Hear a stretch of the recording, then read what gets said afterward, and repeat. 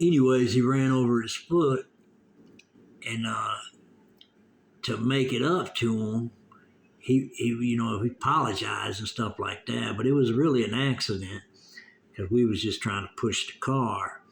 But to make it up for him, he went and bought him two jumbo Miller beer, and then a few days later, I seen him on crutches and stuff like that. So he really, I don't know if he sprung his foot or broke it or what, But that was something else. Just crazy things like that happen. I remember on Canfield and Trumbull, it used to be apartment building right on a corner that my parents actually managed, but it was tore down and it was no longer there, and it was just empty field. Well, I had a little dune buggy parked in the middle of the field, and so me and my friends, we'd go over there and just check it out, whatever. And then when we was all over there, there's like 10 of us or whatever. And when we was all over there, a guy came by, and I think he worked for the newspaper or something, because he came by and he was like, I'm doing a story on the city of abandoned buildings and abandoned cars, and I need to take a picture of this car.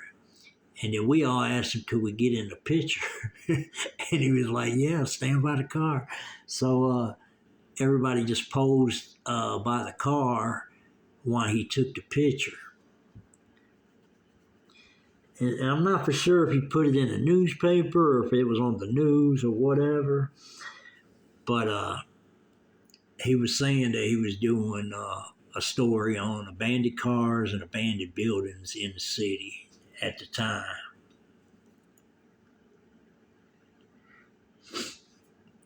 So that was something else. And also, the friend of mine that got punched in the nose, his stepdad, because like I said, I used to stay at his house. I liked his younger sister. But his stepdad had this car, and it had a loudspeaker under the hood, and then he had a CB radio inside the car. And sometimes when they'd be hanging out with us, like down at our house, he would come and pull in the alley. And I don't know if this dude was, I don't know if he was a police officer or he just had that rigged up in his car. I'm not for sure. Because I really didn't know what he did for a living. But anyways, he used to come and pull in the alley and just get on that loudspeaker, and we'd all be in the backyard, shooting basketball and stuff like that.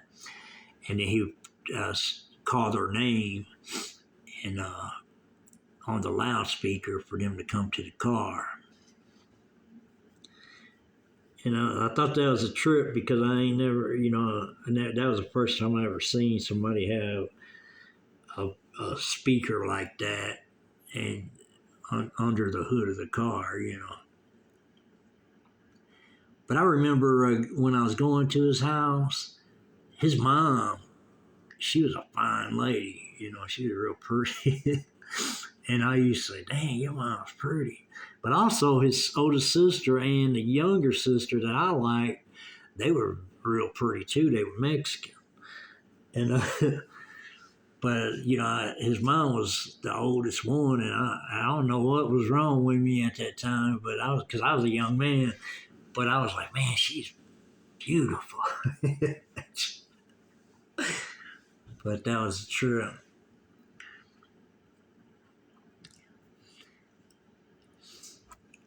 But there's different stories. I remember one time my brothers used to go to Pelham Junior High in Detroit.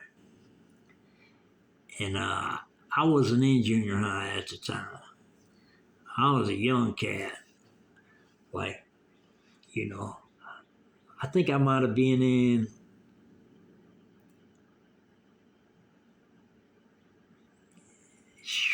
I don't know, I was probably in first grade or second grade, first grade, something like that. And I remember in the summertime, they used to go to Pelham and do different things in the summer. I think they had like a summer program where you could go play basketball or go swim or whatever.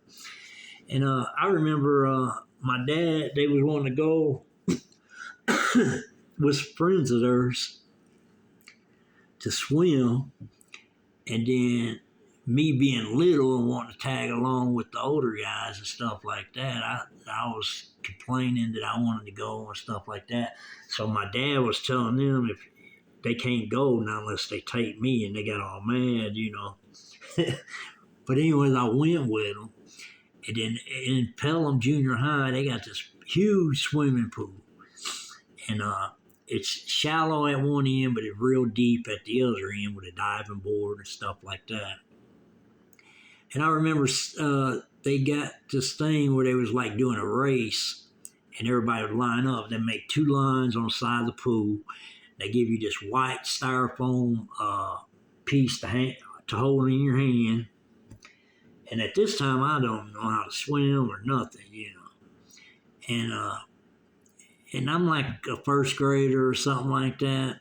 But anyways, I get to the edge, and the other guy, and the guy blows the whistle, and then you jump in. And what you got to do is swim to the other side. But you got that one piece that it's about a foot by a foot, you know, styrofoam that you hang on to, and you're supposed to just hold that and then pedal your feet. Man, don't you know when I jumped in this pool, when the guy blew the whistle, I jumped in the pool. I shouldn't even have did it because I didn't know how to swim or anything. And I jumped in and I panicked right away. And I lost the styrofoam thing that was in my hand. I started kicking, you know, and stuff like that. And one of my brothers told me, he said, stand up, stand up. And I stood up, and then it was like up to my neck, you know, or whatever. But that was an incident that really tripped me out because I should have never even went. I should have stayed home because I was a first grader, and I just wanted to hang out with the bigger guys, but it didn't work out. But really, the water wasn't over my head, but I didn't know how deep it was, and I just panicked. And I didn't know how to swim at the time. So that was a trip, you know. I think about it, I laugh about it, but it was crazy. And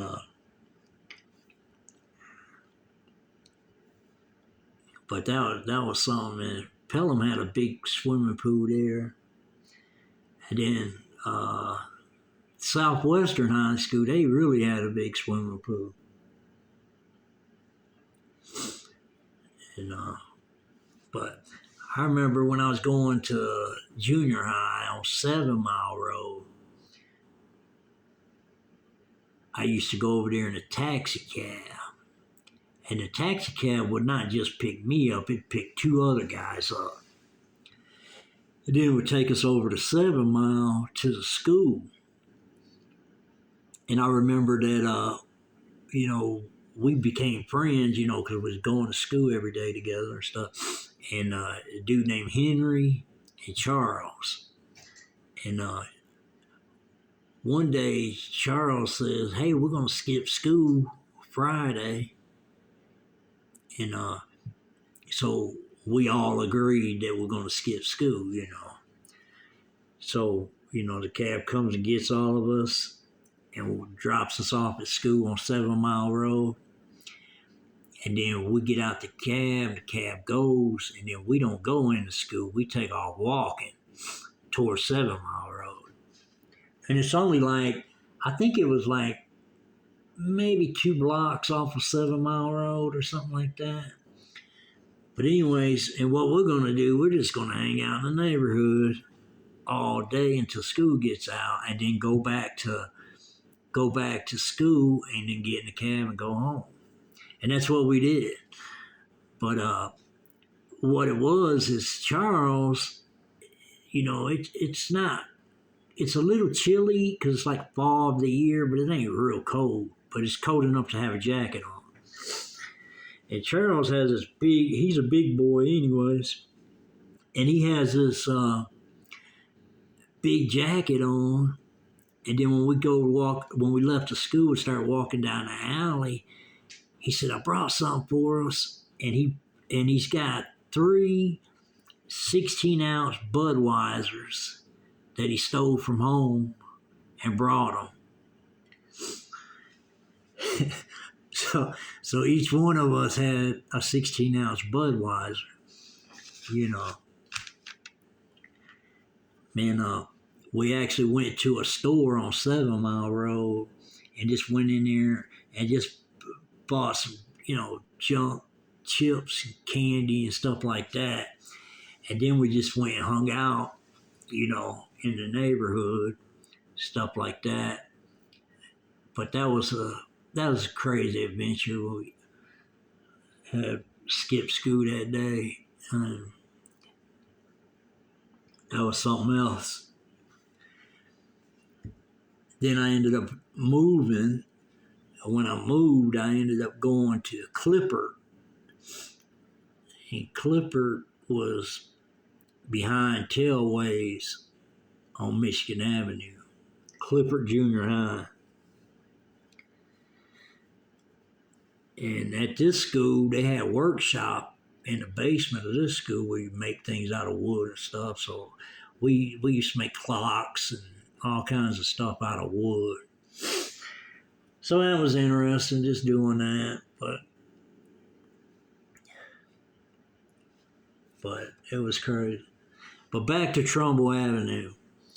So, as time passed, a friend of mine tells me that he's going with this girl, and she's wanting to get real serious, and she tells him that she's pregnant. And then he told me that he got real, but I don't know if she was really pregnant, but she might have just told him that, because you're talking young people at the time. And because she was real serious with him, I guess, and just wanted him to, I guess, just stay with her or whatever. And maybe he was talking about breaking up with her or something like that. But anyways, he told me that she said that she was pregnant. And I was like, "What'd you do?" And he's like, "Man, when I left and she told me that, I just never called her and never, messed around with her again." And I said, "Well, did you ever see her later on?" And he's like, "I just stayed away. Wherever I know she'd be at, I just wouldn't go around, I said, "You think she was really pregnant?" And he was like, "Nah, I don't think she was. I think she just said that, And I was like, "Man, that's crazy." Because you're talking about a real young dude. You're not talking about no grown dude or nothing like that. And that was something else,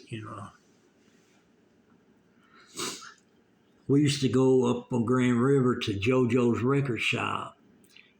And he had video games in there. We'd go in there and play games and stuff like that. And I remember one time being in there with my brother and his friends, and then one of my friends. And we're in there and stuff like that. When we get ready to leave, the JoJo that owns the record shop, because he used to talk to us and stuff like that. And when we get ready to leave, he's got like a long rug, he's got like a tile floor, but he's got long rugs, through the store, where you walk on them and stuff. Well, this rug was crinkled up, And this dude kept his place real nice and clean. It smelled good. It had incense burning and all that other stuff. Well, when we get ready to leave, he's like, he said straighten that rug out because the rug had a crinkle in it or whatever. But I thought he said shake that rug. And it was funny because I started shaking that damn rug and all dirt was flying everywhere. And he started yelling. He was like, hey, what are you doing? And I said, you said shake the rug. And he was like, nah, I said straighten the rug out. But that was a funny incident, because that dude, he was laughing, but he was mad, but he was laughing because he knew I just didn't hear what he said. I just heard something else. But that was a trip on that situation.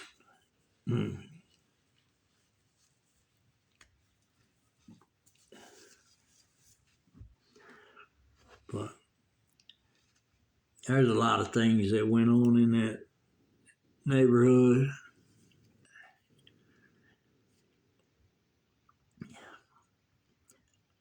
And I remember one time one of my friends ended up going with this grown lady, and she was like 30, in her 30s. Might have been early 30s, late 30s. I don't know, but she was in her 30s. And I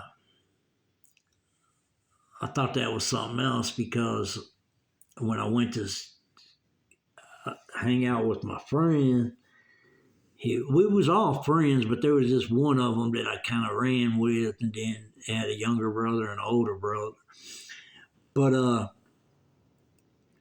when I went over there, I was knocking on the door, going to see if he's at home. And then there's a side door apartment. You go down the hallway, and I'm knocking on the end of the door at the end of the hallway, and then the side door is another apartment. Then it opens up, and it's my friend's older brother. And he's like, hey, what's up? And I was like, I'm looking for, is your brother home? And he was like, I don't know, man. It might be asleep. And he said, come in for a minute, check my apartment out. So I go into his apartment, and then there's a grown lady sitting on a couch. And then he's like, this is my old lady right here. And I was like, really? And he's like, yeah, me and her hooked up. And then she said, yeah, I moved in the building and I was single, so me and him started talking and then we ended up hooking up. And I was thinking, dang, there's a huge age difference right there. But I was just thinking that to myself. But then I was thinking, man, this boy's lucky because he got a grown woman and he, I don't know. Damn, I want to say he was like 13 years old, maybe, or something like that. I would say probably about 13. And that was weird, because I had an older girl too, but she wasn't old, 30 something years old. She was like, I think, let me see what our difference was in age.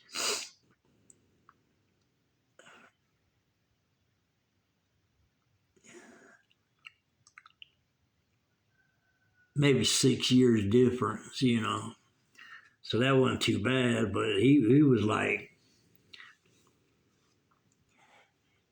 he had a woman his mom's age, So that was a trip.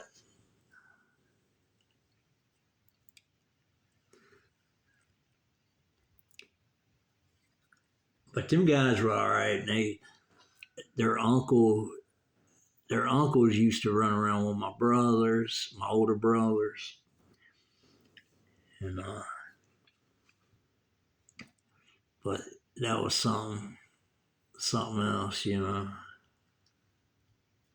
because you don't really, you really don't see that much, if you see it at all. To be honest with you, but like these days, I think if something like that took place, I mean, I think it was probably against the law back in them days too. But the thing was, nobody was pushing the issue like that.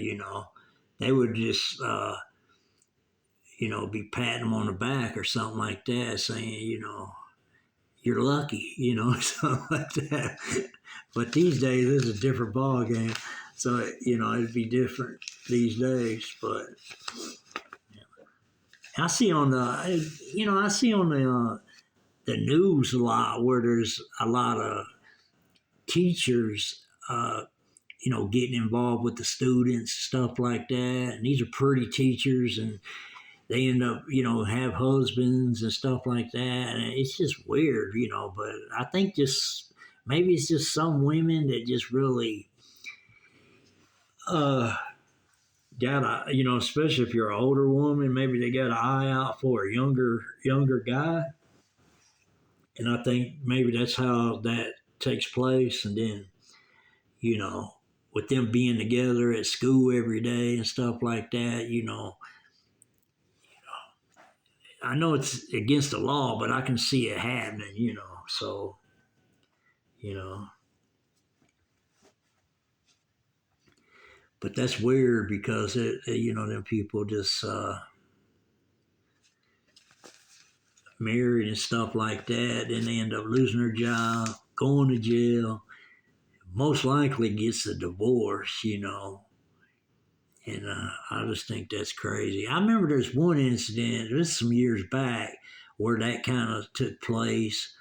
But then the boy actually turned of age after she did her time. Then they ended up hooking back up, and then they ended up getting married. So that was, one in a million story that happened. But that was just something else. I was like, damn, that was crazy. But the only thing bad about that, if you got a real big age gap, you can have an age gap, but if it's huge, you know, it's gonna make a big difference when years pass and you get older. It's just really gonna make a big difference. But some people don't care. They just if you happy and you good with it, and some people just don't care about the age or anything like that. So, but that's a incident that happened on Trumbull, and that was crazy. But there was always something going on, because like one of their uncles is the dude I told you in the past videos that he ended up hooking up with the girl that I was seeing, and then this girl ended up stealing money from her dad, and then they actually ran away and went to Kentucky.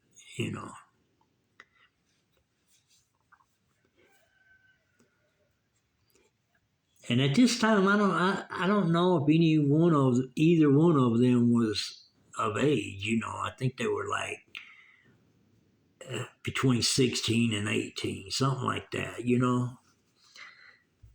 And she had stole money from her dad. They took off to Kentucky, and you know, then later came back, and he had to pay the money back, and I think the daughter talked her dad into not pressing charges against him or whatever. And that's crazy. Then I also heard that in the neighborhood that dude ended up getting hooked on crack, and I hope he got past that or whatever. But that's some of my friends that told me that. You know, I was like, "Damn, that's crazy." Because I remember one time I was over at my friend's house, and then the dude, their uncle, was on the side of the house, and he was had the water faucet on, and he was wetting his head with the water faucet.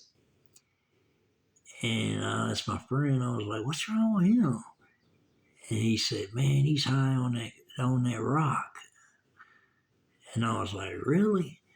He was like, yeah, man. And I was like, dang, that's crazy. You know,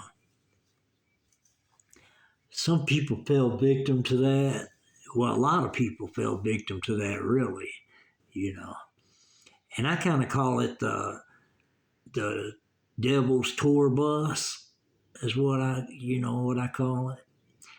And it's for a lot of people that I've seen over the years, because people in different situations, you know, they end up getting turned on to it. Some girls get turned on to it by their parents. Some girls get turned on to it by their boyfriend, you know, and then and some people just at a party and they try it and they get addicted to it, you know.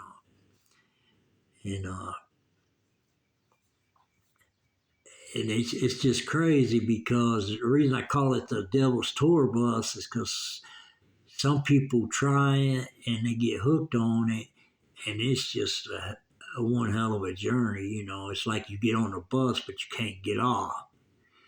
And then some people get lucky and they're able to get off the bus and you know, clean themselves up, and then they're able to move on, you know. But then some people just get so deep down uh, involved in it that it's like you get on the devil's tour bus and you can't get off of it. You know what I mean? And that's crazy, because it's took a lot of people's lives. It's took a lot of people down. It's made a lot of people homeless. But I do know that the homeless people, all homeless people, I don't, you know, some people just look at homeless people like, oh, they got on drugs and, you know, that's why they're homeless. But there's a lot of homeless people that's not on drugs. You know what I mean? So it's just different scenarios and different people, you know. But that's you know, something that people need to think about when they before they try some hard drugs or let somebody turn them on to some hard drugs or whatever. They need to think it through, because once you get on that devil's tour bus, you might not be able to get back off.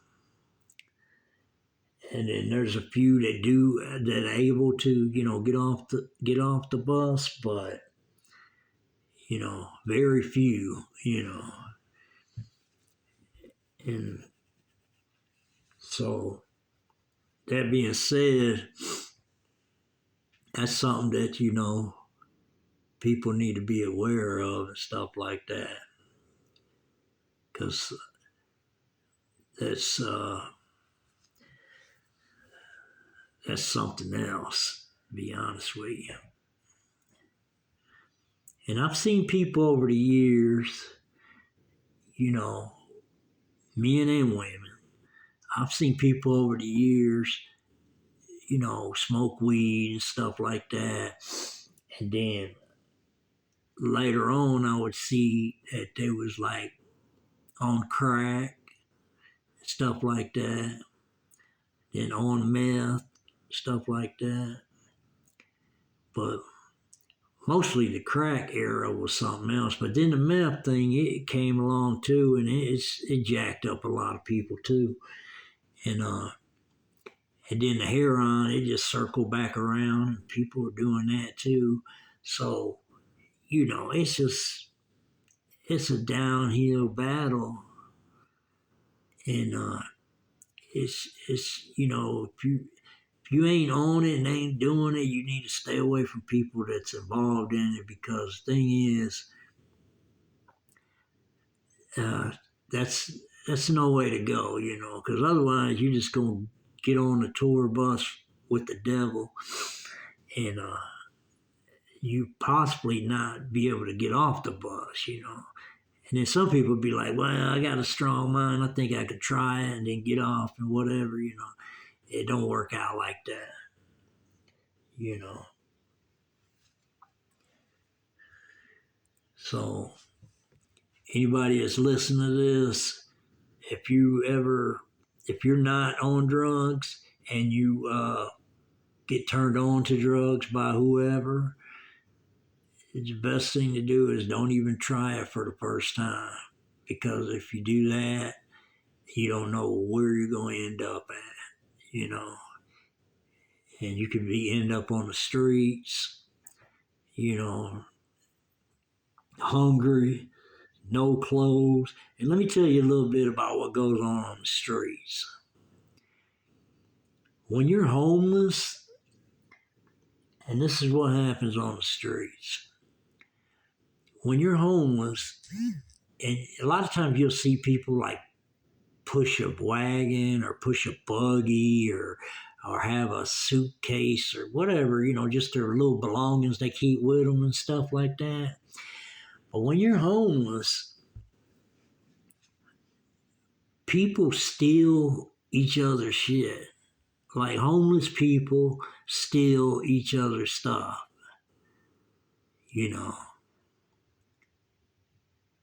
and that's what goes on. Because a lot of times homeless people can get help. Like people will help them out and get them a cell phone, or a place that helps people homeless. They could sometimes provide a cell phone. Sometimes it's just regular individuals. I know I've helped out a lot of people, but the thing is once they get a cell phone, some of them lose the cell phone. Some of them get their cell phone stolen from them by, charging it somewhere at a laundromat or somewhere like that. And then somebody will just steal it when they're not looking. And I remember I was in, and this ain't been too long ago, I was in, where was I at? Taco Bell. And I was in Taco Bell with my family. And I'm always, checking the surroundings and stuff like that, just seeing what's going on, being alert, what's happening.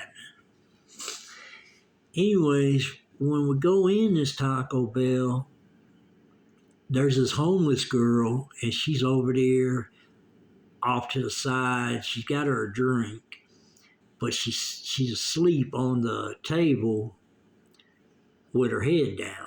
But you can tell she's homeless because she's got a little bit of stuff, with her, and then she's got her cell phone.